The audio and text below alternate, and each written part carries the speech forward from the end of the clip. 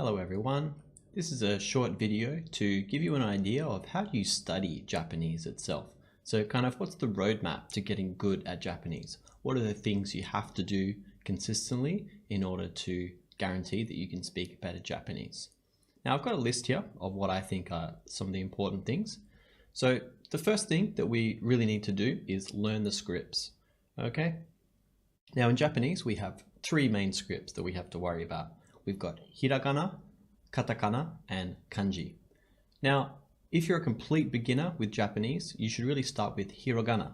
This is the most versatile script and also only takes a few hours to learn. There are many videos on YouTube which can teach you this hiragana very quickly, and I would recommend you have a look at those if you want to know any more. Next, you should look at katakana because now you can start to write your own name, other foreign words, basically countries, these kind of things, all the foreign words that Japanese has imported. And finally, you should look at starting to learn kanji. Now, I wouldn't recommend that you start learning kanji until you've really mastered hiragana and katakana. Now, what do I mean when I say you've mastered hiragana? Well, just say for example, I say a word like kimono. You should be able to write this out in hiragana. And conversely, once you learn some words, so for example, we've got the word for chair, which is isu. So if I said, hey, what's the word for chair? Write it down. You could write isu. So this means that even if you hear the word or if you think of the word yourself, you can just write it down, sounding something out. The next thing that we should focus on is recognizing that Japanese and English are quite different languages. So there's going to be a lot of conceptual differences between the two languages and we have to be aware of them. Now this step is not going to take that much time, but it's something that you just kind of are aware of as you start to learn Japanese. And that especially when we go through grammar, for example, listen really carefully to how that grammar is explained and what the equivalence is in English. Because generally when I explain grammar, I'm explaining it in a certain way to capture things like the nuance, or the particular situations that grammar is used in Japanese. So it's very important to pay attention to the conceptual differences at this point. All right, so step number 3, this is one of the most important ones, and I think this is the main reason why my Japanese improved so much, and it's keeping a word list. Now, a word list can come in any form you want. I originally started off with just pieces of paper. I think I ended up getting a book that I would record stuff in, but the format that the word list takes is unimportant. It's really just forcing yourself to write down words when you hear them. Because if you just hear a word, you're almost certainly going to forget it within a day or even a few minutes. If you write the word down, you've got more of a connection between your body and your mind. And this can help you remember the word a bit better. Also, you've got to think that it's going to take you a few times of seeing, hearing, and writing the word down before it really begins to stick in your head. And you'll probably have to write it down a few times, read it a few times, then leave it, and then revise your word list a bit later. But in the end, word lists are super important to achieving this goal. Now again, like I said, the format doesn't matter, but I've provided a word list down below, and I'll show it to you now to see what an example of what I'm talking about. Now this is a pretty straightforward word list. You don't have to follow this. You can add columns or do whatever you wish, but I found that this is generally a good one, and I'll explain the features of it. Now you can see here we have a column for kanji, one for hiragana, and one for English meaning. Now kanji, as I mentioned, this is one of the scripts in Japanese, and it's one we're going to have to work on over time. But if you've just started out with Japanese, you don't really need this column yet. But for sure, it's good to have it. If you understand what kanji is and how to read it at a basic level, you should really start adding this column in. But anyway, we've got the word written in kanji. The next column, we've got the word written in hiragana. Now, why do we need this? Well, because if we're learning a new word, it's kind of unlikely that we're going to know the kanji very well, at least not in that compound. So we write the word out again in hiragana so that we can be sure we know we're pronouncing it right and we're not reading the kanji wrong or something like that. The third column is just the English meaning. So we just put a word or a few words in here which capture the meaning of this. Sometimes in this box, I'll also put an example sentence of how this word or grammar or whatever it might be is used in a Japanese sentence, so I can get a feel for the context of it as well. So your goal should be, almost every time I mention a word in these lessons or you come across a new word, you should try and write it down in your word list. Now, if you have the word list consolidated, it's probably better, because then when you want to revise something, you can just look at one bit of data, one word list, and then just follow that and go through that to get to the end, or just a certain section. So you can use services like Dropbox or Google Drive, which enable you to have basically what I'm using now, a Google Doc, which you can then just access from your phone, access from your computer, add words to, and then any time you're on the train or the bus, or you've got some spare time, you can just flick through your word list and practice it like that. So why are word lists so powerful? Well, it's pretty simple, but the more words you know, the more you're going to understand and be able to speak about things in Japanese. Because if you know lots of nouns, for example, these people, places, or thing type words, you're going to be able to understand sentences if you know what the noun is that someone's talking about. Or if someone says an adjective describing something as delicious or fun or interesting, that'll help you understand the sentence a lot more. And of course, verbs are super important because they are doing words. So the more words we know, obviously, the better our Japanese is going to become. But this is not going to happen. Your brain is not really like a sponge in this instance where you're just going to absorb all these words and remember them well. For me, at least, it takes a lot of time of using word lists to practice these words, see them again and again and again. For example, when I got to university and I was doing Japanese at university, I noticed that I had to learn a lot of new words in a very short amount of time. And so I used to have my word list next to my bed. And then every time I went to bed, I would just spend 5 or 10 minutes just reading down my word list, just to kind of get those words floating through my head so that I could recall them a bit easier the next time. Now, in conjunction with your word list, you should probably always try and use flashcards if you can. Now, there are many apps. One I use a lot is called Takoboto, but there are many apps you can get from the Play Store or the iTunes Store, which allow you to build custom flashcard decks. The thing I like about Takoboto is it's got inbuilt flashcards for the Jlpt levels, so I just can run through those. And if there's a word that I don't know, you can just add it to your own personal flashcard list, and then I can revise those as well. I would really recommend flashcards with word lists to learn a lot of words. So number 4 is about learning the grammar. Now, of course, once we build up a vocabulary, we need to kind of put these words together in certain ways following Japanese grammatical rules so that we can talk specifically about what it is exactly that we want to say. And this means, talking about I turned off the light versus the light turns off, or, I'm able to do this. All these kind of verb changes and how we make adverbs and negatives and the past form. You need to know how all these work, and you need to be able to do them quickly in your head.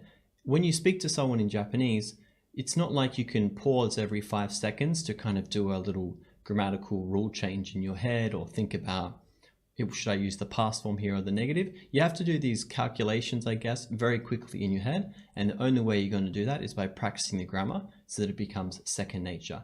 I remember I spent a lot of time practicing my verb conjugations, for example. So how do I make the verb into the past form? How do I make the verb into the negative? And just putting that all together, and then always trying to listen out to when Japanese people spoke, and then just hear them, use verbs in certain ways, and then just copy how they speak. But really revising the grammar a lot until it becomes second nature. This is a big key as well. And, every bit of grammar that I teach, it generally has a very useful function. So you want to recognize what is that useful function that specific grammar does. And then you just keep building your database of grammar up so that you can deal with a whole bunch of a variety of situations and also understand precisely what it is that people are saying to you. Now, the final step in this roadmap is about kanji. Now, kanji has to be a thing that you add over time.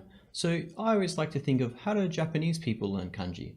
Well, they start learning kanji as soon as they're in year 1 of primary school. And for sure, a lot of kids would start learning it before then as well.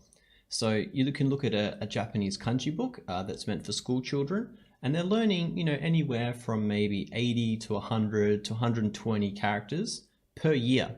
Okay, that's a very standard rate, I would say. And that's a lot of characters in kind of a very short period of time.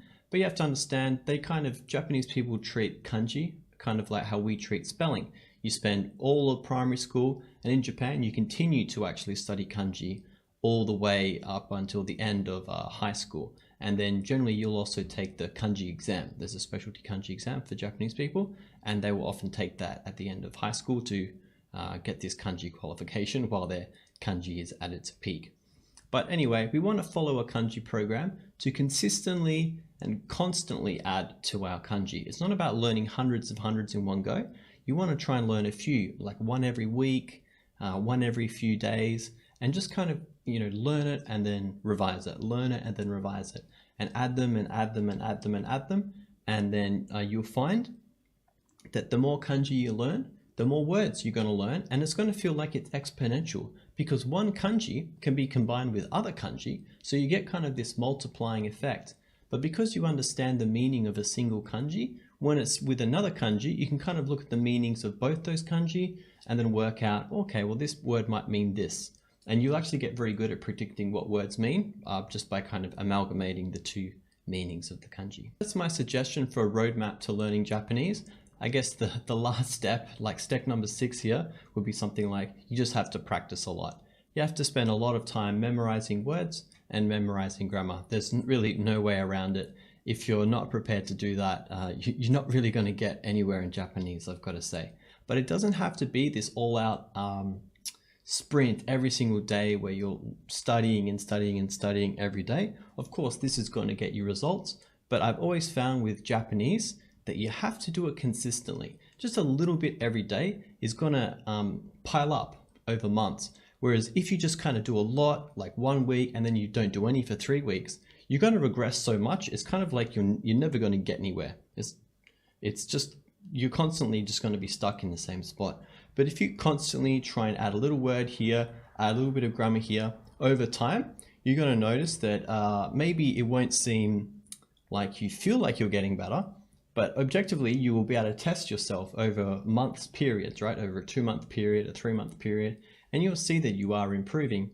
Now, where do you go from here? Well, it depends what your goals are.